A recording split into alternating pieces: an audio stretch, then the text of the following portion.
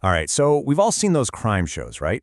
You know the drill. A tiny speck of evidence, some super high-tech lab, and boom, case solved in less than an hour. But what's really going on behind all that on-screen glamour? Well, there's this whole world of incredibly complex ethical challenges. It's a world where the evidence, it doesn't always just speak for itself. And today, we're going to dive into exactly why that is. So, let's just get right to the heart of it. Is forensic science always so black and white? I mean, we tend to think of science as this source of absolute, undeniable truth. You know, a DNA match is a DNA match. A fingerprint is a fingerprint. End of story. But is it really that simple? The reality is, the most critical work in forensic ethics, it all happens in the gray areas.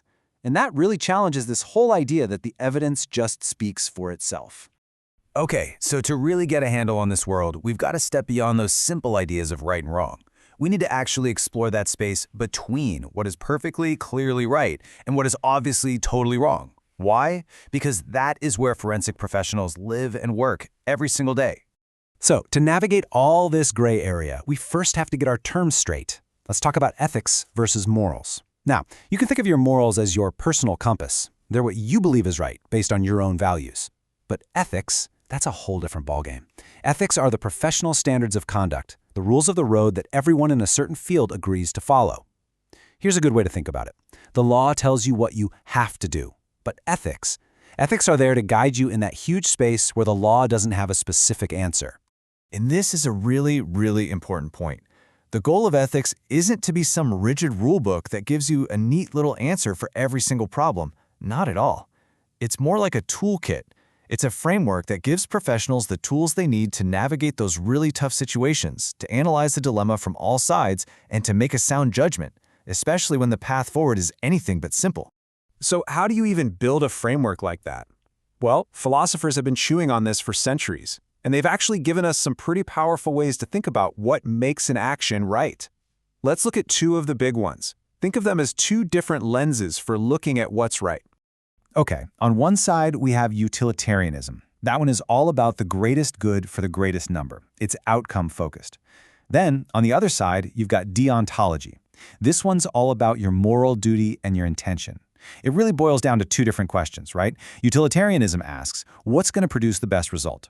Deontology asks, what's the right thing to do, period. Let's zoom in on utilitarianism for a second.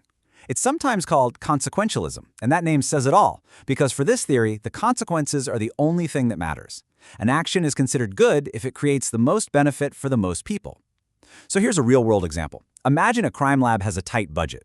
A utilitarian might say, hey, let's prioritize testing the DNA from this string of violent crimes over this one single burglary. Why? Because solving those violent cases would bring the greatest good, safety and peace of mind, to the whole community.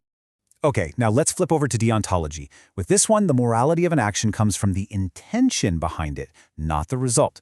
It's all about doing your duty simply because it's your duty. So think about a forensic analyst on the witness stand.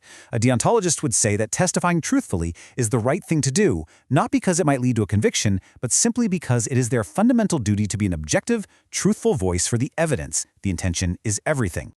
Okay, so that's all the high-level theory. It's interesting stuff, but how does it actually play out in the real world?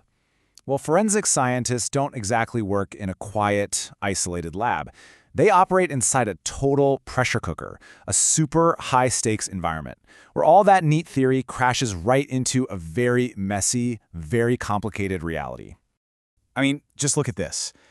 The reality is that forensic science is basically squeezed between these two other incredibly powerful systems. You've got law enforcement on one side, and their main goal is to catch suspects. Then you've got the judicial system on the other, which is all about prosecution and defense. Each of these worlds has its own priorities, its own goals. And it's right there in the overlap where all that pressure builds up. And that's exactly where these tough ethical dilemmas come from. And all that external pressure can create a really serious internal challenge. Something called cognitive bias. Now, this is super important. This isn't about being corrupt or dishonest. It's a natural human thing, like a blind spot we all have. Think about it. If a detective comes to a scientist and says, hey, we're pretty sure we've got our guy, it's just human nature to unintentionally start looking for evidence that confirms that theory. The huge ethical challenge is to fight that instinct, to stay completely objective, and to just let the evidence lead the way. So how on earth does the profession fight back against something so, well, human? Well, the good news is the forensic community is absolutely not ignoring these problems. In fact, for a while now, there's been this huge profession-wide push to tackle these pressures head-on, to build a stronger science from the inside out. And a huge turning point came back in 2009. The National Academy of Sciences released this landmark report, and it was this massive, comprehensive look at the state of forensic science in the U.S. It wasn't always flattering, it was pretty critical in some places, but what it did was lay out a clear, actionable roadmap for how to get better. So, what did it say? Well, it made some absolutely crucial recommendations. First, it called for a single national code of ethics, to get everyone on the same page. But a code is just paper without step 2, creating mechanisms to actually enforce that code, giving it teeth. And maybe the biggest recommendation of all, removing labs from the administrative control of police departments, making them independent. That was to protect against bias or even just the appearance of bias, which can be just as damaging. And the conversation didn't just stop there. A few years later, in 2016, another major report came out, this one from a group called PCAST, and it kind of shifted the focus. While that first big report looked at the system and the ethics, this PCAST report drilled down on the science itself. It started asking really tough questions, like, for all these techniques we use, from bite marks to hair analysis, just how scientifically valid and reliable are they, really? This really pushed the community to go back and rigorously test its own methods. So after all that, where does this leave us? Well, it leaves us with a profession that is actively and very publicly grappling with its own complexities. And it's all in the pursuit of something that is just so incredibly important: the truth. This quote here really just nails it. It says it is not about right or wrong as much as it is about what is more right or more wrong in a set of circumstances. And that's it, right? Ethical problems in this field rarely have a simple, clean, black and white answer. So much of the time the challenge is choosing between two competing rights or trying to figure out the least wrong way to move forward. Which brings us to this crucial takeaway. Being an ethical professional isn't some destination you arrive at. It's not a box you just check once and you're done. No, it's an ongoing process. It's a commitment to constantly asking questions, to talking through the tough cases with your colleagues, and to always being open to learning and getting better. It's about building a whole culture of integrity, not just memorizing a list of rules. And all of this really leaves us with one final and I think pretty profound question to think about. In the search for justice, how do we make absolutely sure that the science itself is just?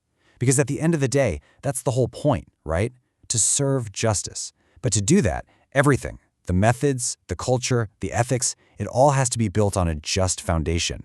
It's a massive challenge, but it's one the field is tackling every day, one piece of evidence at a time. Thanks for joining me for this explainer.